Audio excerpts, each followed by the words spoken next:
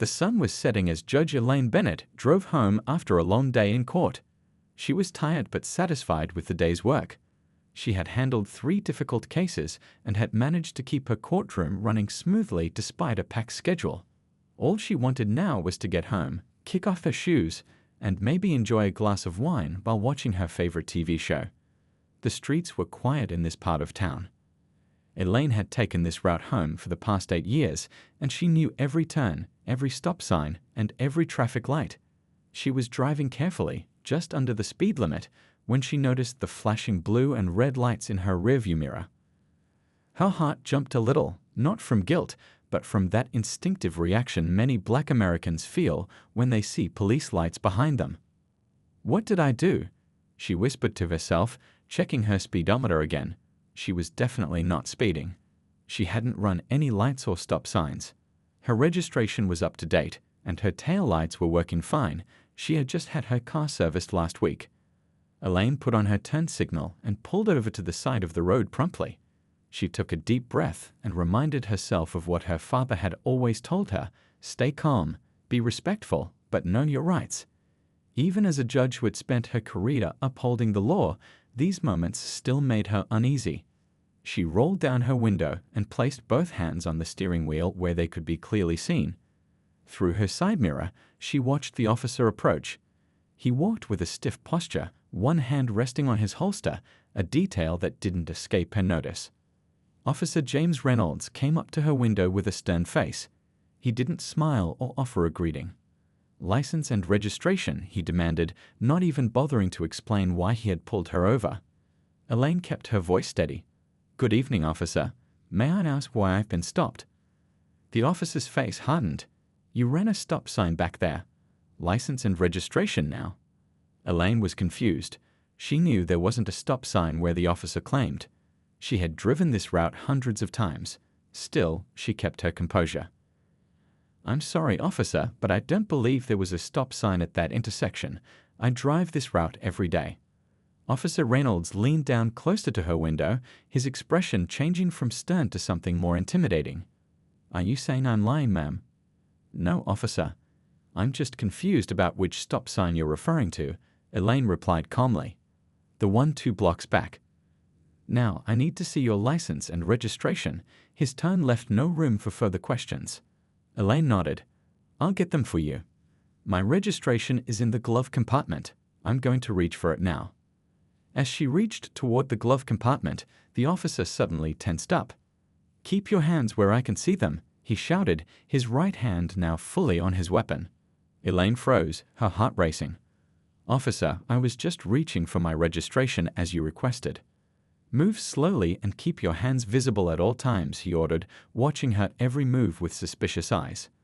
With deliberate slowness, Elaine opened the glove compartment and retrieved her registration. Then she carefully reached for her purse on the passenger seat to get her license. Throughout these simple movements, the officer watched her as if she might pull out a weapon at any moment.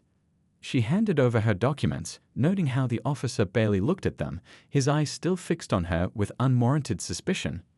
"Please stay in the vehicle," he said curtly before walking back to his patrol car. As she waited, Elaine looked around. A few cars drove by slowly, their drivers glancing curiously at the scene. An older couple walking their dog on the sidewalk across the street had stopped to watch.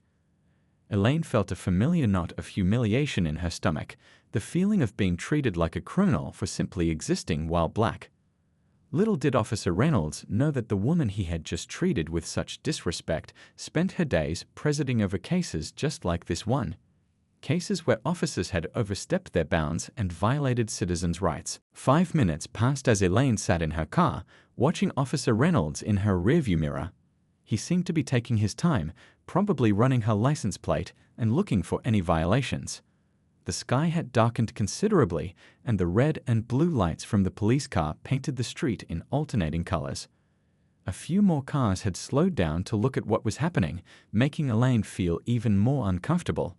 Finally, Officer Reynolds returned to her window, holding her license and registration. His face showed no change in expression, still stern, still suspicious. "Step out of the vehicle, please," he ordered, his hand once again resting on his holster. Elaine was surprised by this request. May I ask why, officer? I don't understand what the problem is. Reynolds' jaw tightened. I said, step out of the vehicle, ma'am.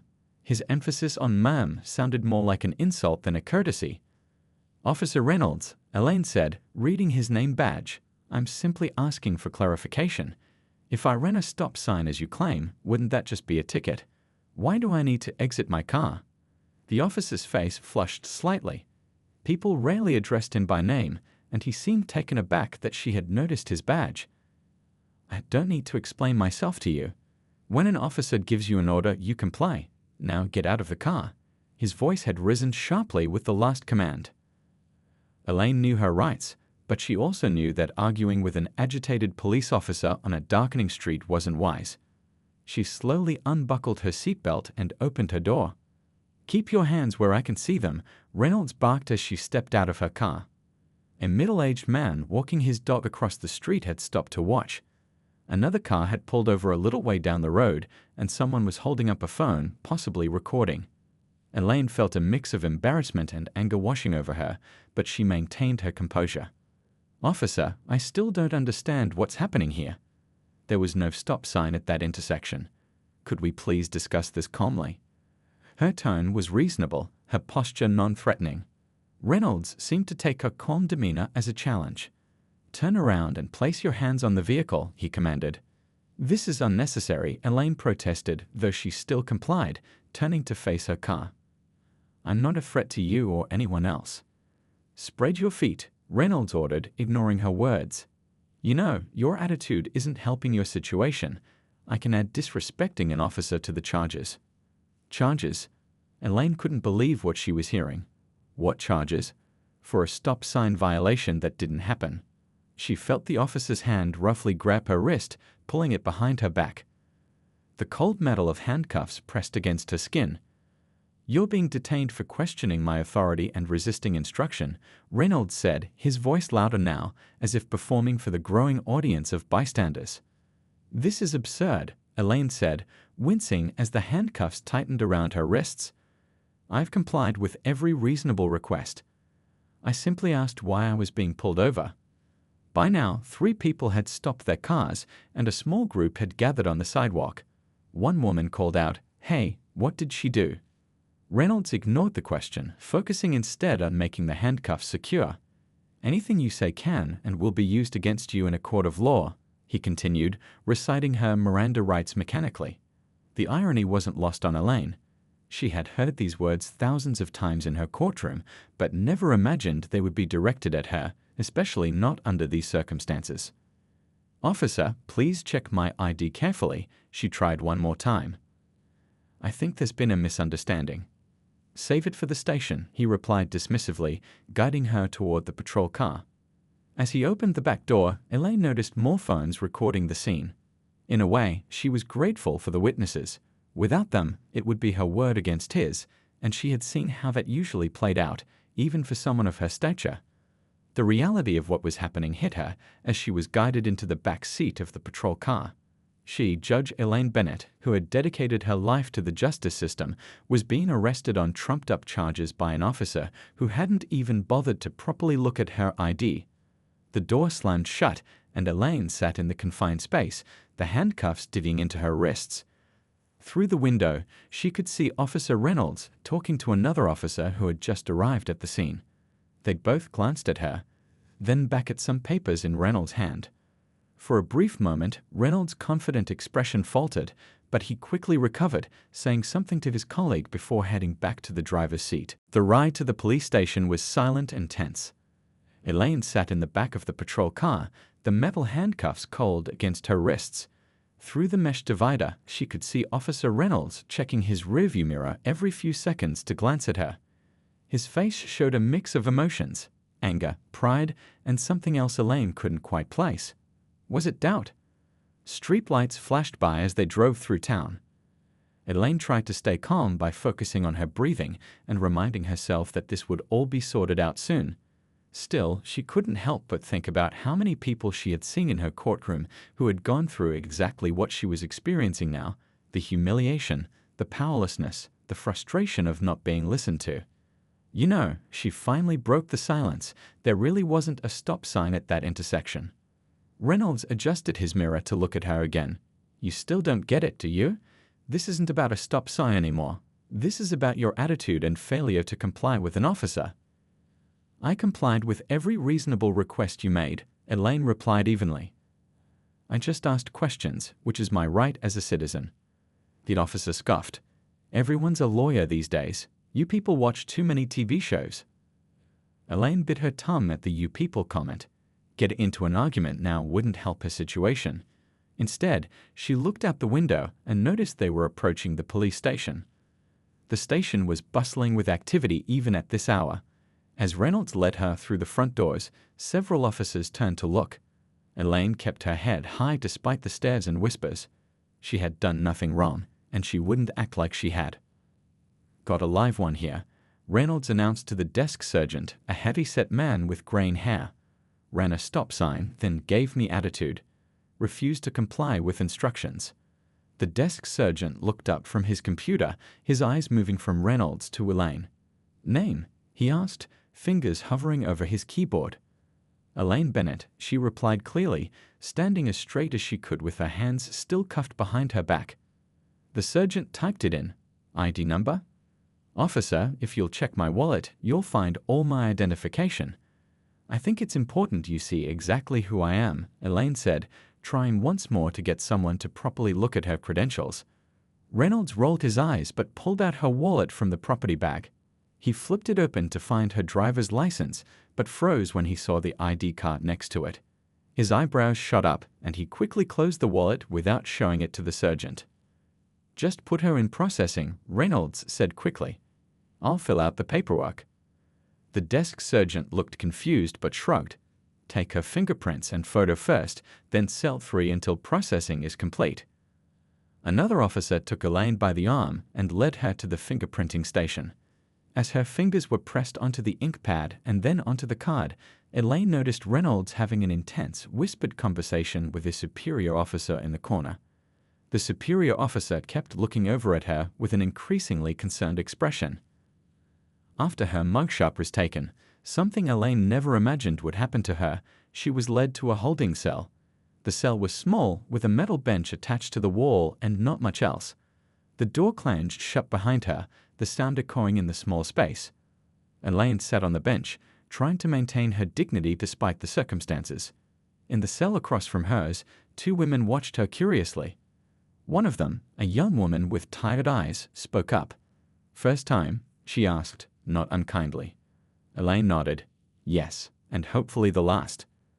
What'd they get you for? Allegedly running a stop sign, then attitude apparently. The young woman snorted. Typical. They got me for suspicious behavior. I was just waiting for my bus. Elaine shook her head. I'm sorry that happened to you. Yeah, well, happens all the time in our neighborhoods, the woman replied. They fell silent as a police officer approached Elaine's cell. It wasn't Reynolds, but an older officer with lieutenant bars on his uniform. Ms. Bennett, he asked, his tone noticeably more respectful than any she'd heard since this ordeal began. Yes, she replied, standing up. You're entitled to a phone call. Would you like to make it now? Elaine nodded. Yes, I would. And I'd like to call the Chief Justice of the county, please. The lieutenant's eyes widened slightly. Ma'am. You heard me correctly, Elaine said firmly. I need to call the Chief Justice. He'll want to know why one of his judges is sitting in a holding cell for questioning a non-existent traffic violation. The lieutenant's face went through a series of expressions, confusion, disbelief, and then something close to panic. He cleared his throat and tried to regain his composure. I'm sorry, did you say you're a judge? He asked, his voice notably quieter than before. Elaine stood firmly, despite her exhaustion. That's correct. I'm Judge Elaine Bennett, Superior Court. If you'll check my identification thoroughly, unlike Officer Reynolds did, you'll see my judicial credentials. The lieutenant turned to a nearby officer. Get me her personal items now. The younger officer hurried off immediately. While they waited, the lieutenant shifted uncomfortably. There must be some misunderstanding, he said, more to himself than to Elaine. Yes, there certainly is, Elaine agreed. one that could have been avoided if Officer Reynolds had simply listened when I tried to explain, or even looked properly at my ID. The young officer returned with Elaine's belongings bag. The lieutenant opened it and carefully removed her wallet. When he flipped it open and saw her judicial identification card, complete with the county seal and her title, the color drained from his face. "Judge Bennett, he stammered, quickly pulling out his keys to unlock her cell. "This is highly irregular. I don't know what to say." "You can start by removing these handcuffs," Elaine said calmly as she stepped out of the cell. The two women in the opposite cell watched with wide eyes. The lieutenant quickly complied, fumbling slightly with the keys. Once the handcuffs were off, Elaine rubbed her wrists, which were red and slightly swollen from the tight metal. "Now, about that phone call," she reminded him. "Of course, right away. Please, follow me to my office where you'll have privacy." The lieutenant was practically tripping over himself to accommodate her now. As they walked through the station, word seemed to spread like wildfire. Officers who had barely glanced at her minutes ago were now staring openly, some whispering to each other. Elaine heard snippets. "Judge. Reynolds arrested a judge. She's from Superior Court." The lieutenant's office was small but private. He'd offered her his own chair and hastily cleared papers off his desk. "I'll give you complete privacy, Your Honor," he said, backing toward the door. "The phone is at your disposal." "Thank you, Lieutenant." Elaine paused, reading his nameplate. "Chen. Gregory Chen, Your Honor. And again, I deeply apologize for this situation." After Lieutenant Chen left, Elaine took a moment to collect her thoughts. Her hands were still shaking slightly, a reaction to the stress she'd endured. She picked up the phone and dialed a number she knew by heart. "Court Administrator's office," a familiar voice answered. "Thomas, it's Judge Bennett," she said. "Judge. I was getting worried. The dinner meeting started half an hour ago and—" "Thomas, I need you to listen carefully," Elaine interrupted. "I've been arrested." There was a moment of stunned silence. "You've been, what?" "Arrested. I'm at the Pine Street station. Officer James Reynolds pulled me over. Claimed I ran a stop sign that doesn't exist, and when I questioned him, he arrested me for disrespecting an officer and resisting arrest." "But that's absurd," Thomas spluttered.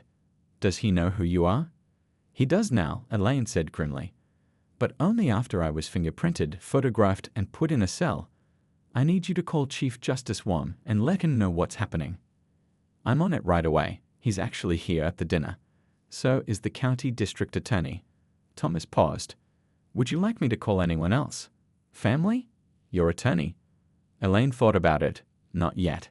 Let's see how the station handles this first." She had barely hung up when there was a knock at the door. Lieutenant Chen entered, looking even more uncomfortable than before. "Judge Bennett, the chief of police is on his way. He's asked that you remain comfortable in my office until he arrives." "I appreciate that, Lieutenant." Chen hesitated. "Would you like some water? Coffee? Anything at all?" "Water would be fine, thank you." As Chen left to get her water, Elaine noticed through the office blinds that the station was in complete disarray. Officers were moving quickly, papers were being shuffled, and Reynolds was nowhere to be seen. A few minutes later, she heard a commotion near the front entrance. Chief of Police Robert Donovan had arrived, still in his dinner suit. His face was a mask of professional calm, but Elaine could see the tension in his jaw. Behind him was District Attorney Lisa Powell, her expression much less controlled. She looked furious. Lieutenant Chen returned with water and an update. "Judge Bennett, the chief would like to speak with you, if you're willing." Elaine nodded, sent him in. As the door opened again, she straightened her posture and prepared herself. The next few minutes would determine how this story ended, not just for her, but potentially for many others who didn't have her position and privilege to protect them. Chief Donovan entered the office with District Attorney Powell right behind him. The contrast between their expressions was striking, the chief maintaining a professional poker face while the DA looked ready to tear the building down. "Judge Bennett," Chief Donovan said, extending his hand. "I cannot begin to express how deeply sorry I am for this unfortunate incident." Elaine shook his hand but didn't smile. "Chief Donovan, I wish we were meeting under different circumstances." "As do I," he replied, pulling up a chair. I was at the judicial dinner when I got the call. I came immediately. DA Powell didn't bother with pleasantries. This is outrageous, Elaine. Absolutely unacceptable. I want that officer's badge. Chief Donovan shot her a warning glance. Lisa, please, let's handle this properly. Elaine appreciated Powell's outrage, but agreed with the chief's approach. I believe in due process, as you both know. That's what I want here. Nothing more, nothing less. The chief nodded gratefully. Can you tell us exactly what happened? From the beginning. Elaine recounted the events of the evening, the traffic stop, Reynolds' aggressive behavior, his refusal to listen, the escalation to handcuffs, and an arrest for what should have been, at most, a traffic ticket. As she spoke, the chief's professional mask slipped slightly, revealing growing concern. He claimed I ran a stop sign at the corner of Maple and 4th, Elaine finished. There is no stop sign at that intersection. There never has been. DA Powell shook her head in disgust. Fabricating a reason for a stop. This is exactly the kind of policing we've been trying to root out.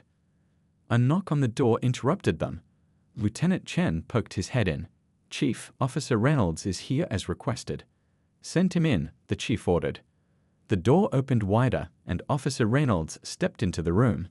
He was still in uniform, but looked considerably less confident than he had earlier.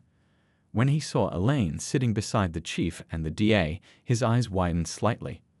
Officer Reynolds, the chief said, his voice cool. Do you recognize this woman? Reynolds swallowed hard. Yes, sir.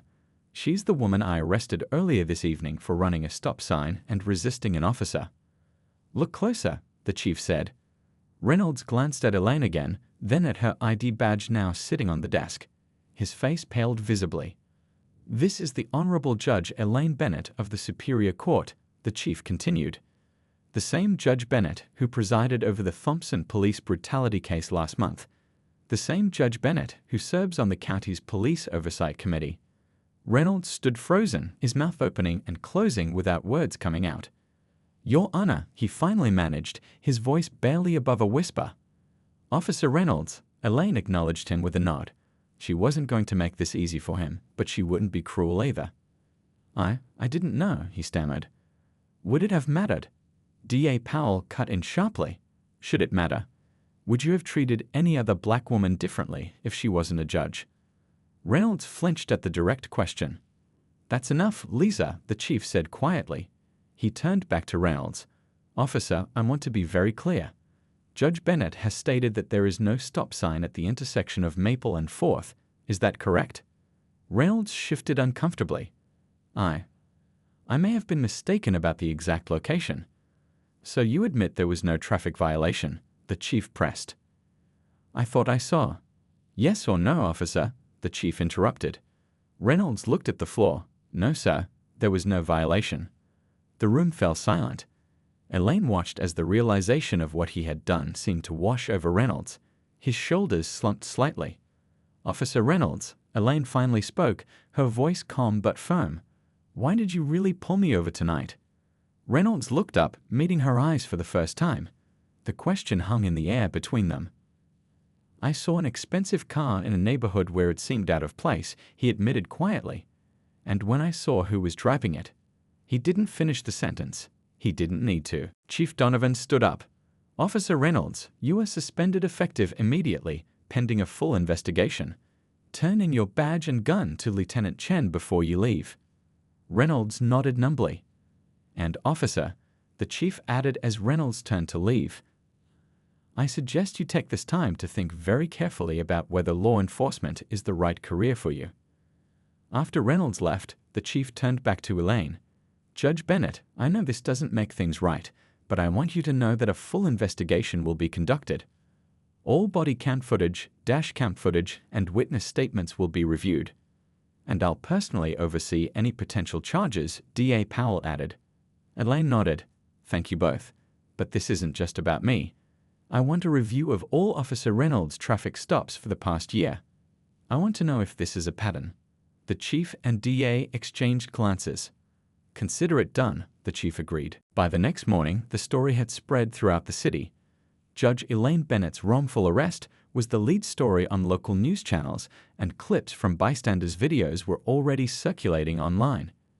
Elaine woke up to dozens of missed calls and messages from colleagues, friends, and reporters seeking comments. She sat at her kitchen table, sipping her morning coffee and trying to process everything that had happened. Her wrists still showed faint marks from the handcuffs. More painful than the physical discomfort was the emotional impact of the experience, the humiliation, the fear, the anger. Even with all her professional accomplishments and social standing, she had been reduced to just another black person deemed suspicious by a police officer.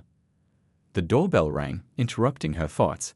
It was Diane, her sister and closest confidant.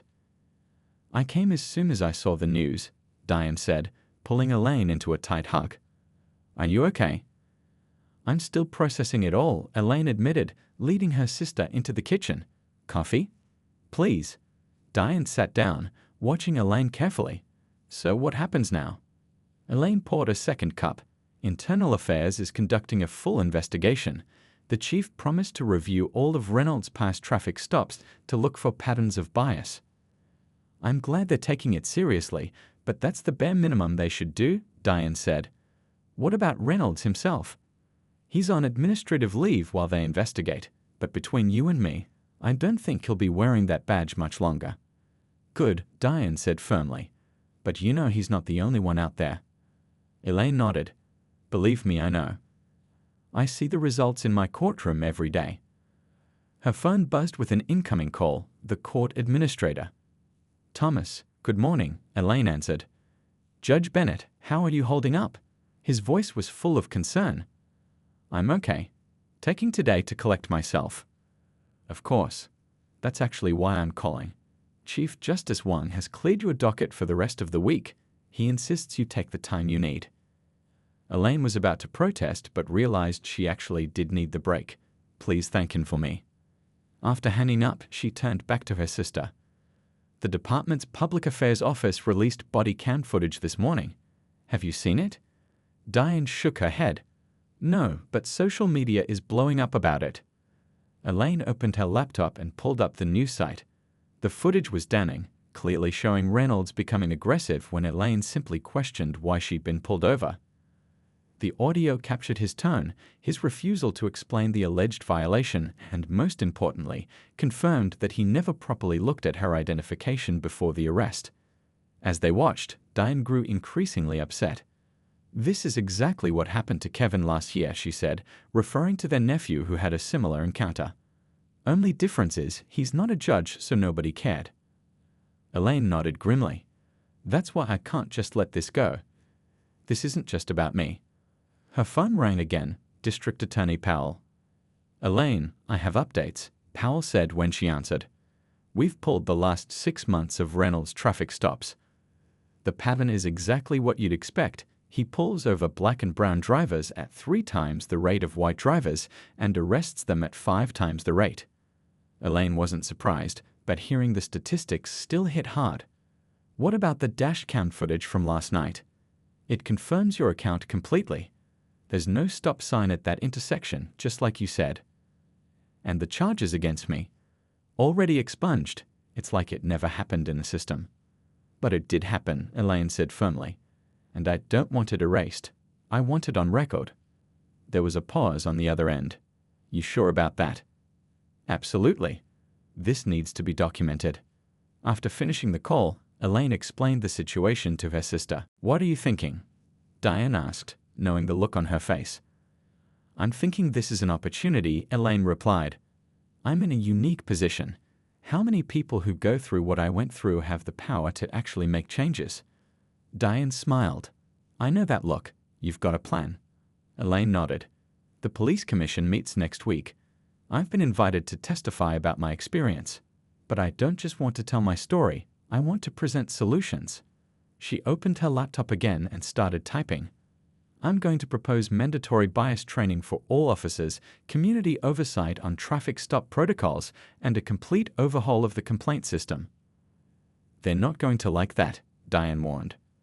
"Probably not," Elaine agreed. "But they'll have to listen. This case has too much attention now." As she worked on her proposal, her phone kept buzzing with messages of support from colleagues, community leaders, and even officers from within the department who were disgusted by what had happened. By afternoon, Chief Donovan himself called. "Judge Bennett, I've just come from a meeting with the mayor. He wants to meet with you to discuss reforms for the department." "I'd be happy to meet with him," Elaine replied. "I'm already working on some proposals." "I thought you might be," the chief said, a note of respect in his voice. "For what it's worth, Judge, many of us have been pushing for changes for years. Sometimes it takes a high-profile incident to create momentum." After they set a time for the meeting, Elaine turned back to her sister. "You know what's sad? If I were just an ordinary citizen, none of this would be happening. There would be no investigation, no calls from the mayor, no opportunity for change." "That's why you can't waste this moment," Diane said. "You have to speak for all those who don't have your platform." Elaine nodded, feeling the weight of that responsibility. "And that's exactly what I intend to do." 3 months had passed since that fateful night when Judge Elaine Bennett was wrongfully arrested. The spring air felt fresh as she walked up the steps of City Hall, where the police commission was holding its monthly meeting. This wasn't her first time attending since the incident. She had become a regular presence at these meetings, a constant reminder of why change was necessary. Inside, the meeting room was packed. Community members, officers, city officials, and reporters filled every seat. Elaine nodded to familiar faces as she made her way to her reserved seat in the front row.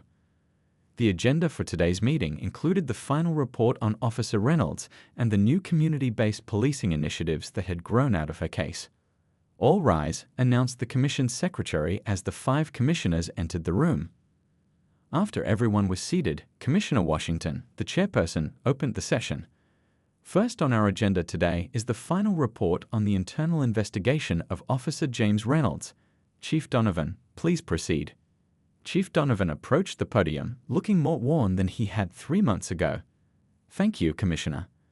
After a thorough investigation into Officer Reynolds' conduct and a review of his past traffic stops, we found substantial evidence of biased policing and misuse of authority." The room remained silent as the chief continued. "The investigation revealed that Officer Reynolds disproportionately targeted people of color, frequently escalated routine stops unnecessarily, and in multiple instances, including the incident with Judge Bennett, fabricated reasons for stops." He paused, looking directly at Elaine. "Based on these findings, Officer Reynolds has been terminated from the department, effective immediately." A mix of responses rippled through the crowd, some applause, some murmurs of approval, and from a few officers present, stony silence. Additionally, the chief continued, "We've identified 12 other cases where individuals were wrongfully charged following similar stops by Officer Reynolds. The district attorney's office has moved to dismiss those charges and expunge the records." Elaine felt a complex mix of emotions. She was glad justice was being served, but saddened by how many others had suffered similar experiences without the power and platform she had to fight back. After the chief concluded his report, Commissioner Washington called Elaine to the podium. "Judge Bennett, as the chair of our new Civilian Oversight Committee, would you update us on your progress?" Elaine approached the podium, carrying a thin folder with her notes. In the weeks following her arrest, she had been appointed to lead a committee of civilian volunteers who would review police conduct and recommend policy changes. "Thank you, Commissioner.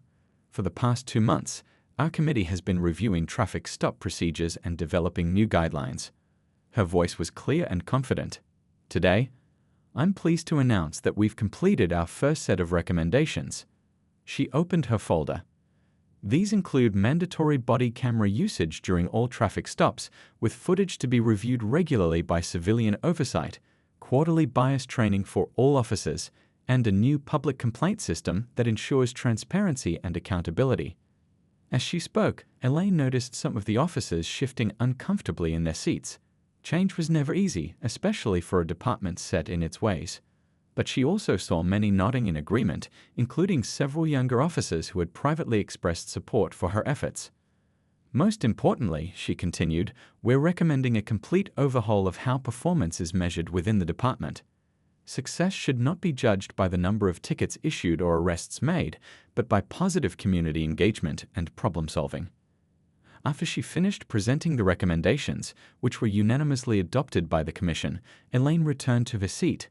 The woman next to her, a community activist who had been fighting for police reform for years, squeezed her hand. "We've been trying to get these changes for a decade," she whispered. "Sometimes I guess it takes someone from inside the system to make them listen." Elaine nodded, understanding both the compliment and the subtle criticism. Her position had given her words weight that others hadn't been afforded. After the meeting concluded, Elaine stepped outside to find a group of young law students waiting for her. They were from the local university's civil rights clinic, where she had been invited to speak the previous month. "Judge Bennett," one of them called out, "we just wanted to thank you for your advocacy. Your story inspired many of us to focus on criminal justice reform." Elaine smiled. "The best thanks you can give me is to keep fighting for those who don't have a voice in the system." As she walked to her car, Elaine reflected on how much had changed in 3 months. The department was slowly transforming, not just on paper but in practice. Community complaints had already decreased by 15%. New officers were being trained differently, with an emphasis on de-escalation and cultural sensitivity. Her phone buzzed with a text message from Diane. "Saw the news about Reynolds. Justice served." Elaine thought carefully before responding. One officer held accountable. The real justice comes when we fix the system that created him. Later that evening, Elaine visited the neighborhood community center where she now volunteered weekly, teaching residents about their legal rights during police encounters. The room was always full, with people eager to learn how to protect themselves while staying safe.